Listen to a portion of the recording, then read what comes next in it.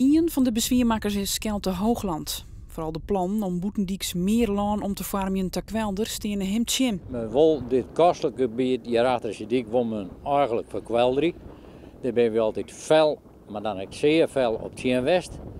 En de mensen die dit gebied beheren, hebben net recht het doel over het beheer, want de zee is je baas. En wij willen dit graag voor de vogels behouden, want dit herbergt hier een rijke vogelstand. Er wordt al heel lang praat over het gemaal, dat zo'n 3 miljoen euro kost. Hoogland is een van de laatste bezwiermakers die nog oorbleun is. Nou, dat komt een licht beetje omdat ik een Fries ben. En een Fries liet hem direct net aan de kant praten.